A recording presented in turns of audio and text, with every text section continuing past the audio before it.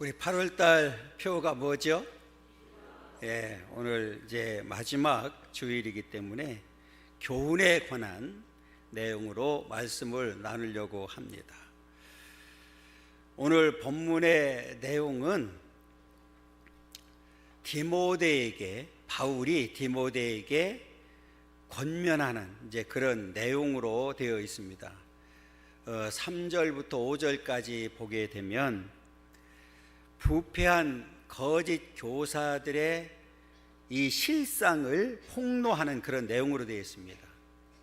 그리스도의 말씀을 쫓지 않기 때문에 거짓 교사들은 교만해서 진리에 대해서 아는 것이 없고 변론과 언쟁을 일삼는다. 뿐만 아니라 그 분쟁과 언쟁을 통해서 투기와 분쟁, 비방, 또 악한 생각이 나온다고 말하고 있습니다. 그리고 더 나아가서 마음이 부패해진다.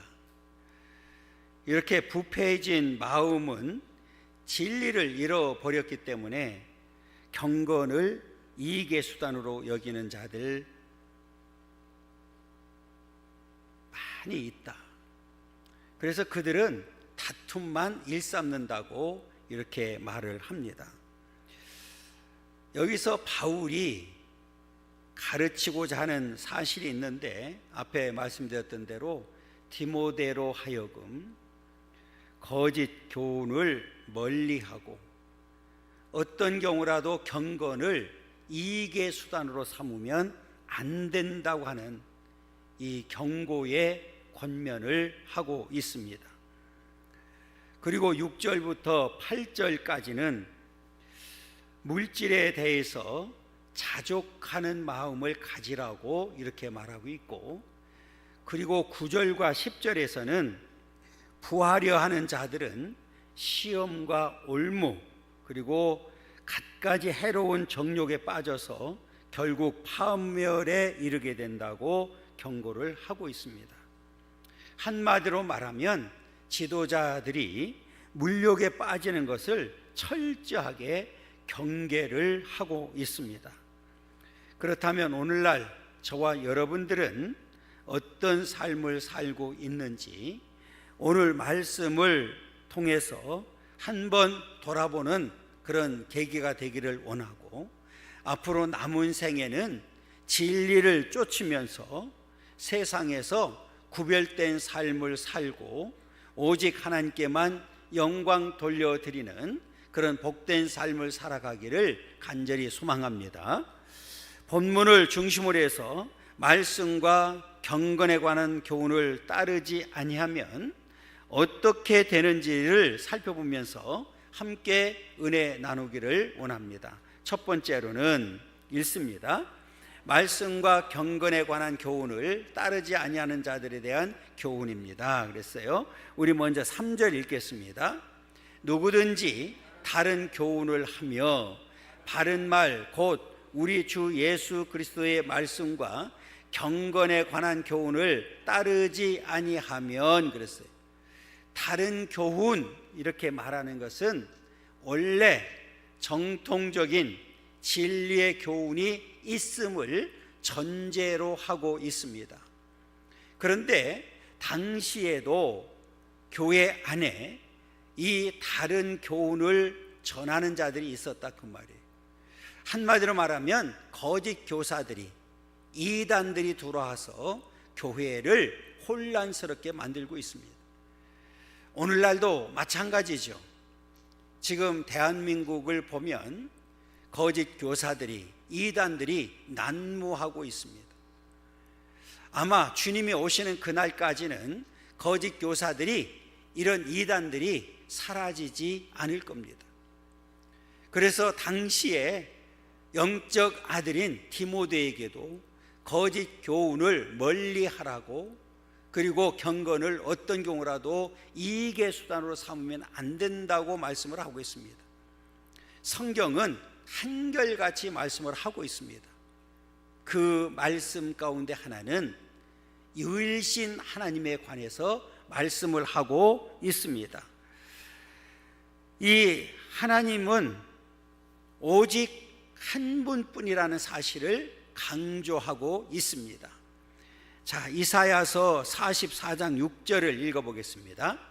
이스라엘의 왕인 여호와 이스라엘의 구원자이신 만군의 여호와가 이같이 말하노라. 나는 처음이요 나는 마지막이라. 나 외에 다른 신이 없느니라. 자, 다른 교훈을 말한다는 얘기는 다른 신을 믿고 있다는 얘기잖아요. 다른 것을 인정하고 있다는 얘기입니다. 그래서 성경은 바울은 다 외에 다른 신이 없다, 유일신에 대해서 분명하게 말씀하고 강조하고 있습니다. 우리가 잘 아는 대로 유일신 그 하나님은 이 우주 만물을 창조하셨습니다. 그런데 그냥 창조한 것이 아니라 선하게 아름답게 창조를 하셨습니다. 그런데 인간이 타락함으로 인해서 죄와 사망이 들어왔습니다. 이 죄와 사망의 문제는 인간 스스로는 누구도 해결할 수 없기 때문에 그 문제를 해결하기 위해서 독생자 예수 그리스도를 이 땅에 보내주셨습니다. 그리고 예수님은 그 죄와 사망의 문제를 해결하기 위해서 스스로 십자가를 지셨습니다. 그리고 3일 만에 부활하셨습니다. 그리고 승천하셨습니다. 그리고 우리에게 분명하게 약속을 해주셨습니다. 내가 다시 오시겠다고 약속을 해주셨습니다. 그날과 그 시는 아무도 모릅니다. 이 말은 오직 예수 그리스도를 통해서만이 구원이 있다는 사실을 우리에게 분명하게 가르쳐주는 그런 말씀입니다. 여러분, 하나님은 한 분이십니다. 진리도 하나입니다.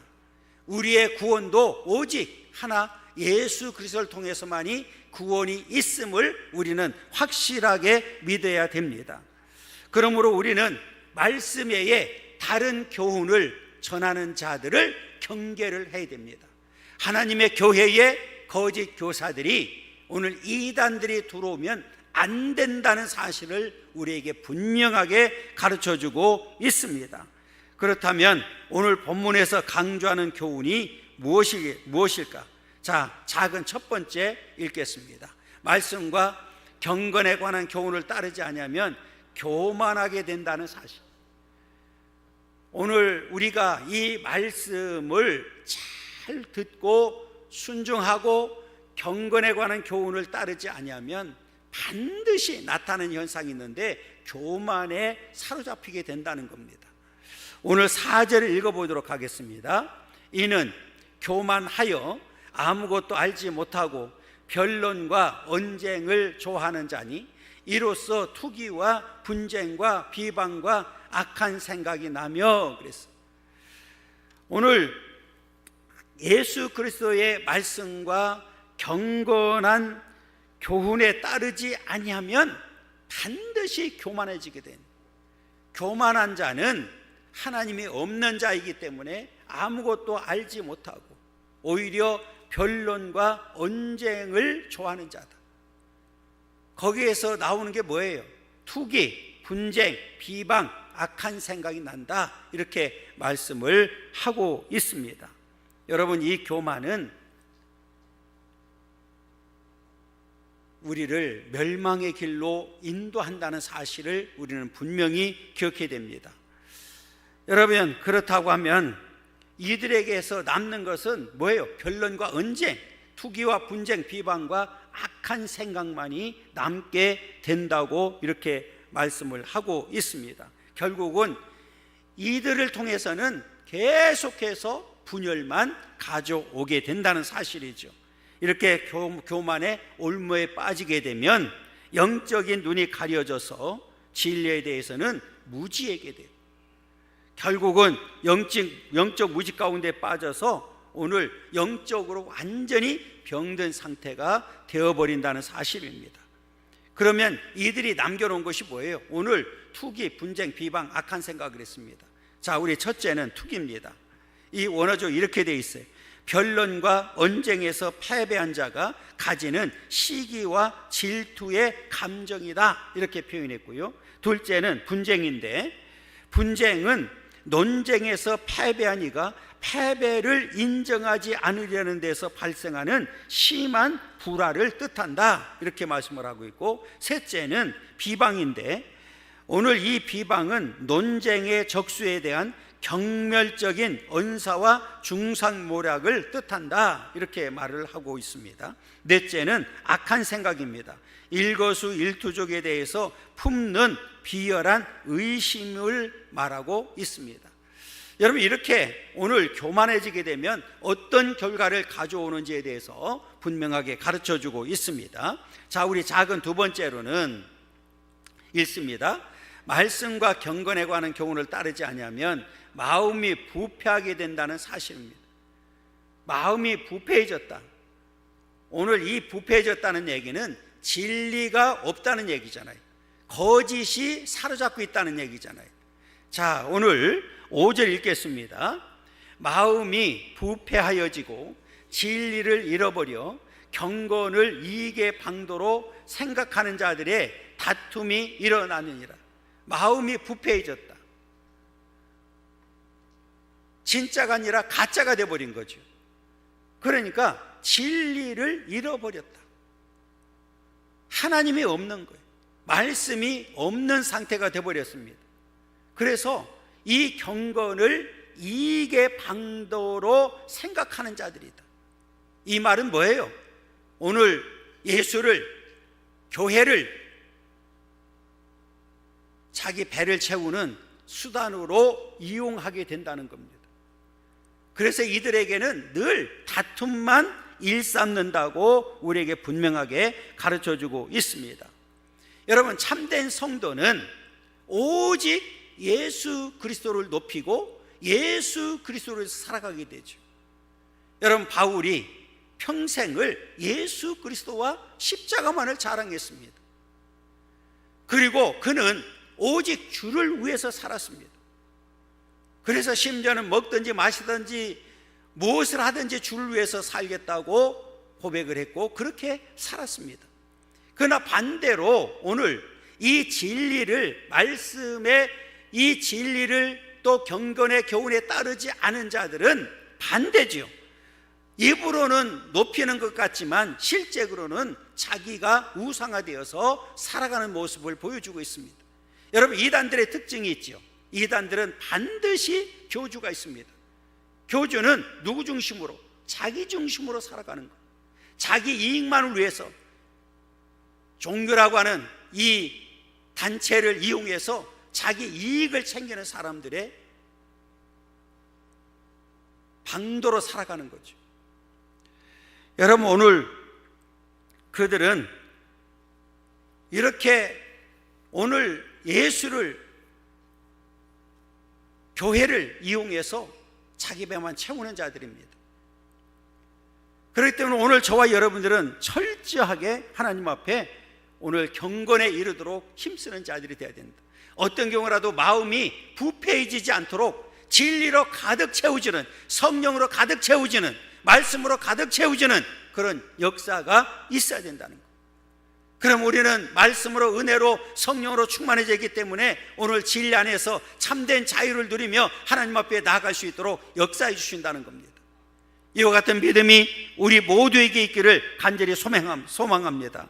그렇다면 오늘 이들이 이렇게 부패해지게 되면, 마음이 부패해지게 되면 다툼이 일어나게 되는 곳에는 어떤 경우에서 생기느냐? 자, 첫째는 다툼은 마음이 부패해진 자들에게서 생겨난다 그랬습니다.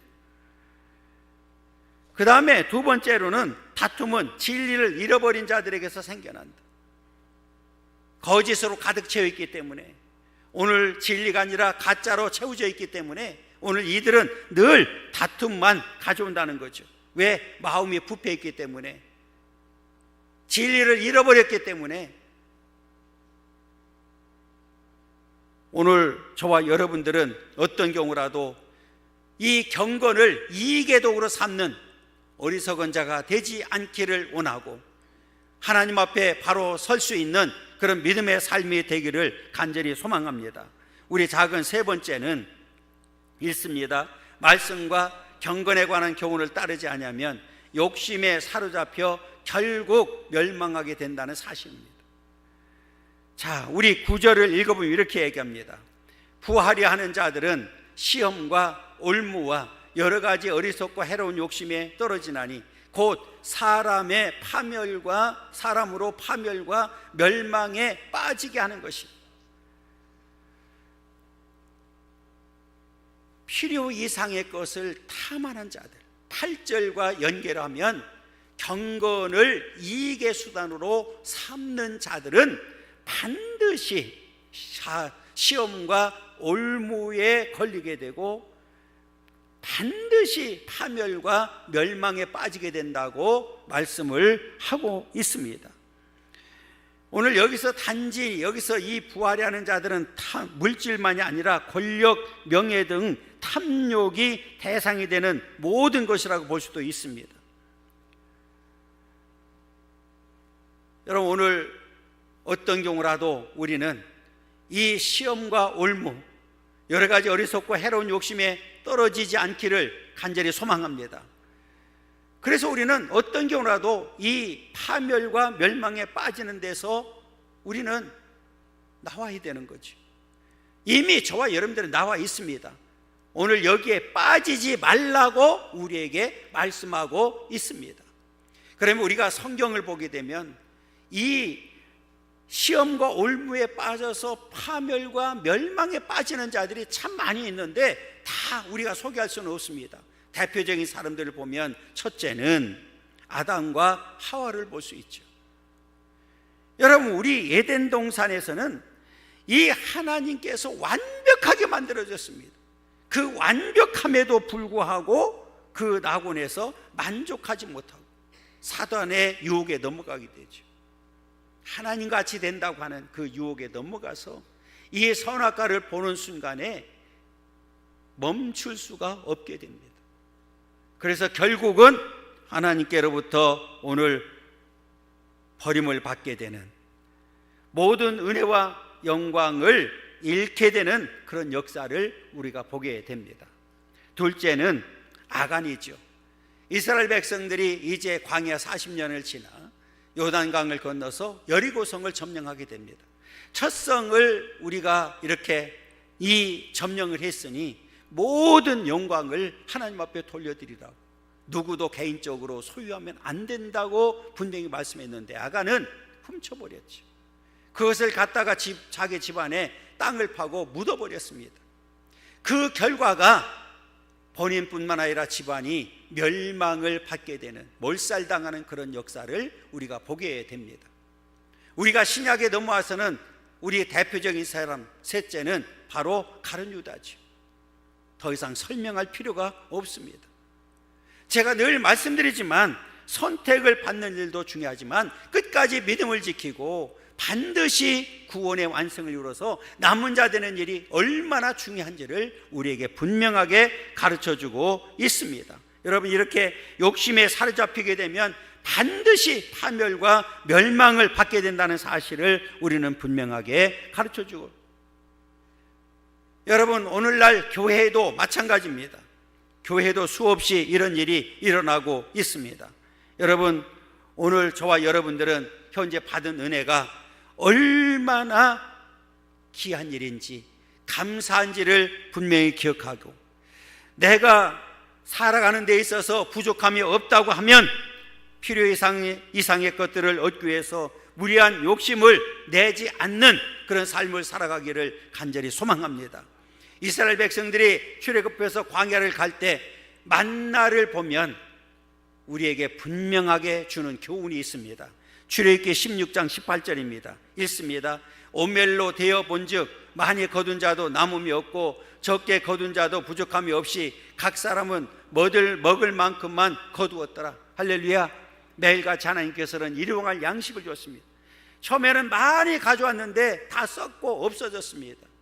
그래서 각 사람은 부족함 없이 각 사람은 먹을 만큼만 거두었다고 분명히 말씀을 하고 있습니다. 여러분, 그렇기 때문에 우리는 항상 받은 것에 감사하고, 때로 하나님께서 그 이상의 것을 주시면 오히려 더 풍성히 나누고 베풀며 살아가는 삶이 되어야 될 줄 믿습니다. 오늘 우리는 하나님의 은혜가 얼마나 큰지를 분명히 기억하고 늘 감사하며 살아가는 삶이 되기를 간절히 소망합니다. 우리 작은 네 번째로는 읽습니다. 말씀과 경건에 관한 교훈을 따르지 않으면 돈을 사랑하다가 믿음에서 떠나 영원히 멸망하게 된다는 사실입니다. 오늘 여기서 이 돈을 사랑한다고 하는 내용, 지난번에도 말씀을 드렸는데, 자, 우리 10절을 읽겠습니다. 돈을 사랑함이 일만하게 뿌리가 되나니 이것을 탐내는 자들은 미혹을 받아 믿음에서 떠나 많은 근심으로서 자기를 찔렀도다 그랬어요. 돈을 사랑함이 일만하게 뿌리가 된다. 지난번에도 말씀드렸어요. 돈은 관리의 대상이지 사랑의 대상이 아니라는 사실을 우리는 분명히 기억해야 됩니다. 여러분, 우리가 주의해야 될 것은 사도 바울이 말한 대로 이 돈을 사랑하는 것이 일만하게 뿌리가 된다고 분명히 말씀하고 있는데, 여러분, 여기서 말하는 강조는 돈 자체가 아닙니다. 여기서 말하는 것은 그 돈을 사랑하고 쫓는 탐욕을 말하고 있습니다. 지나치게 돈을 사랑하고 삼하는 자들은 믿음에서 떠난다고 분명히 말씀하고 있습니다. 잘 보세요. 돈을 사랑함이 일만하게 뿌리가 되는데 이것을 탐내는 자들은 미혹을 받아. 뭐에 미혹을 받았습니까? 탐욕의 미혹을 받아. 돈을 지나치게 사랑하는, 돈을 쫓다가 결국은 미혹을 받아서 믿음에서 떠나게 돼. 많은 근심으로서 자기를 찔렀다. 이 말은 뭐예요? 내가 많은 것을 가졌다 할지라도 이런 사람들에게는 진정한 행복이, 평화와 기쁨이 없다는 사실을 우리에게 가르쳐주고 있는 그런 내용입니다. 그러면 우리는 이제 결단의 문제죠. 하나님을 사모하고 따를 것인가, 아니면 돈과 황금을 쫓고 따를 것인가 하는 것입니다. 여러분, 오늘 저와 여러분들은 어떤 경우라도 하나님을 떠나서 미혹을 받아서 오늘 믿음에서 떠나는 어리석은 자가 되지 않기를 간절히 소망합니다. 여러분, 우리가 이 땅에 사는 동안에 이렇게 오늘 미혹을 받아서 믿음을 떠나게 되면 반드시 파멸을 받게 되고 멸망을 받게 된다는 사실을 가르쳐주고 있습니다. 그래서 계시록 3장 1절에 보면 이렇게 얘기합니다. 사대교회의 사자에게 편지하라. 하나님의 7 영과 7 뼈를 가지신 이가 이르시되 내가 내 행위를 아나니. 이 말이 굉장히 중요하죠. 내가 내 행위를 아나니 내가 살았다 하는 이름을 가졌으나 죽은 자로다. 그러니까 오늘 우리가 하나님께 결산할 때가 반드시 오게 되는데, 내가 내 행위를 아는데 내가 살았다 하는 이름을 가졌으나 죽은 자다. 이미 영적으로 끝난 자라는 사실을 우리에게 가르쳐주고 있습니다. 여러분, 우리가 이렇게 말씀과 경건에 관한 교훈을 따르지 않으면 어떤 결과를 가져오는지에 대해서 분명하게 가르쳐 주셨습니다. 그렇다면 오늘 큰 두 번째로는, 여러분, 오늘 말씀에서 우리에게 주는 교훈과 교훈은 무엇일까요? 한마디로 말하면 하나님 앞에서 바르게 행하고 오늘 자족할 줄 아는 삶을 살라고 말씀하고 있습니다.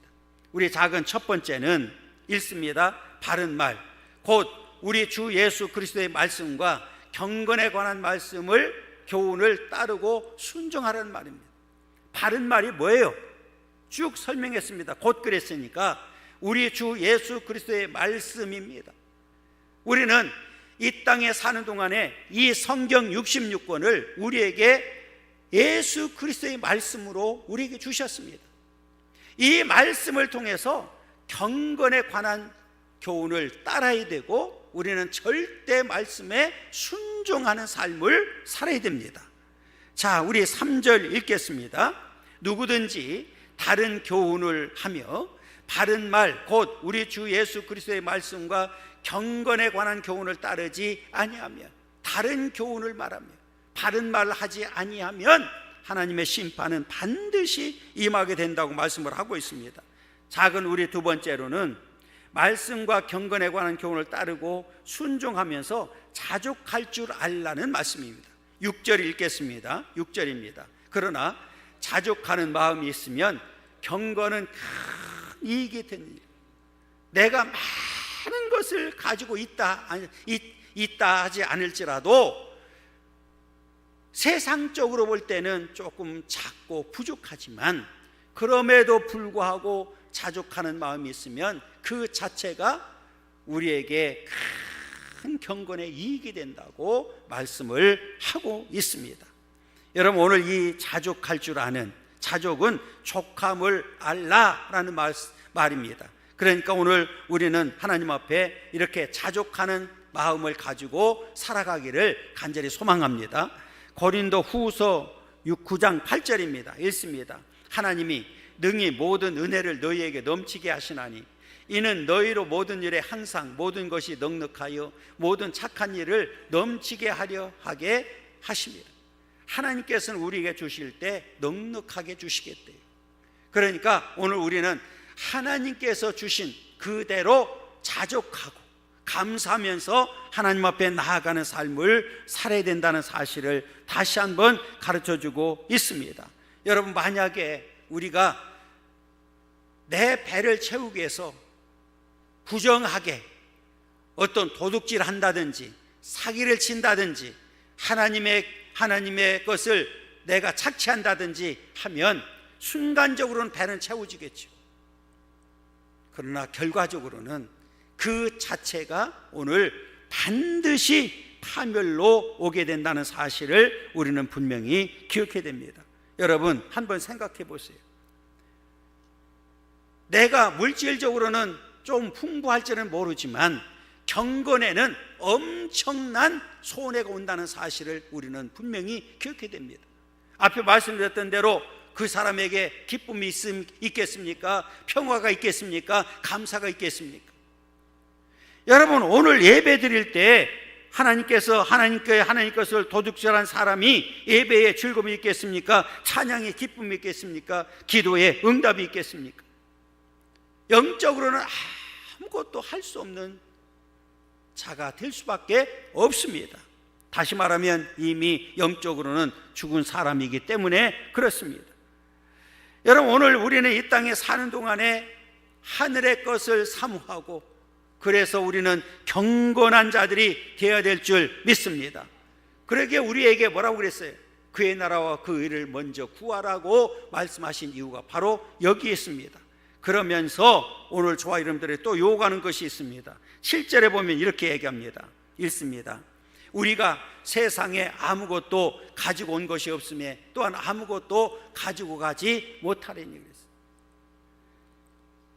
여러분, 사람이 죽으면 수의를 입히는데 수의에는 없는 게 있잖아요. 주머니가 없다는 거예요. 주머니. 여러분, 오늘 우리는 이 땅에 사는 동안에 이렇게 짧은 생을 살다가 나그네의 삶을 살다가 가는 게 인생입니다. 내가 올 때도 아무것도 가지고 오지 못했지만 갈 때도 가지고 갈 수 있는 것이 아무것도 없다는 사실을 우리에게 분명히 가르쳐주고 있습니다. 그러면 우리가 이 땅에 사는 동안에 우리가 가지고 있는 물질이 뭘까요?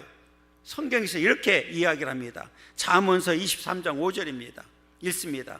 내가 어찌하여 허무한 것에 주목하겠느냐?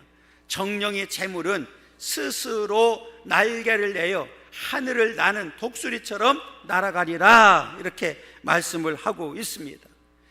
내가 많은 것을 움켜쥐고 내가 많은 것을 물려준다 할지라도 그것이 복이 될 수가 없다는 사실을 또 말씀하고 있는데 전도서 5장 13절 14절입니다.